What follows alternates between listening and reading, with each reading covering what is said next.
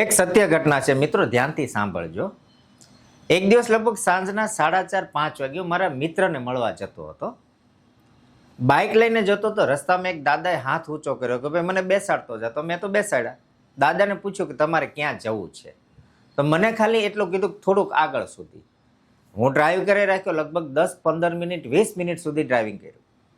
પછી પાછું મેં પૂછ્યું કે દાદા તમારે જવું છે ક્યાં? કારણ કે હવે તો સિટી પૂરું થઈ ગયું. હું જ્યાં પહોંચ્યો ત્યાં લગભગ વેરાન એરિયો હતો, કોઈ રેસિડન્ટ નહોતું, માણસો નહોતા.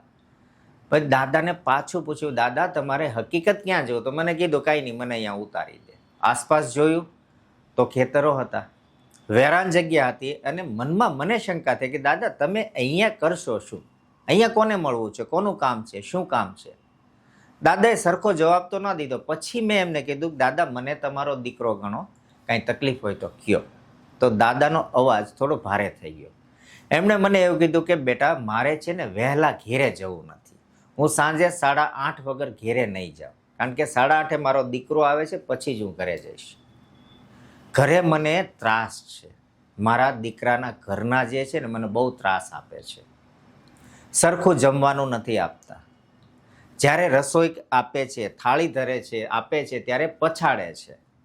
એમના છોકરાઓ પર વગર કારણે હું જ્યારે ઘરમાં હોઉં ત્યારે ગુસ્સો કરે છે, રાડો નાખે છે અને એલફેલ અપશબ્દો બોલે છે. હા, કે હું થોડું ઓછું ખાઈ લેશે ચાલશે મને, પણ શાંતિથી પ્રેમથી ખાવા જોઈએ. આ વૃદ્ધની હાલત તો જુઓ.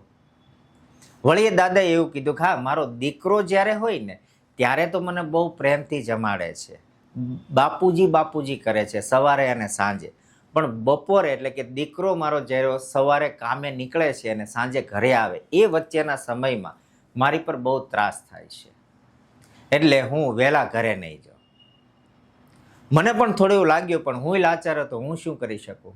એટલે દાદાને પછી ત્યાં ડ્રોપ કરી અને નીકળી ગયો. પણ મનમાં મનોમંથન એવું શરૂ થયું કે જો આમની આમ ચાલશે તો સમાજ કેટલો સમય ટકશે, કુટુંબો કેટલો સમય ટકશે?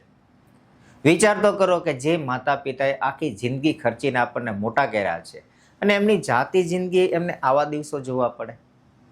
શું આ ખરા અર્થમાં આપણો આધુનિક સમાજ કે આધુનિક કુટુંબ વ્યવસ્થા છે?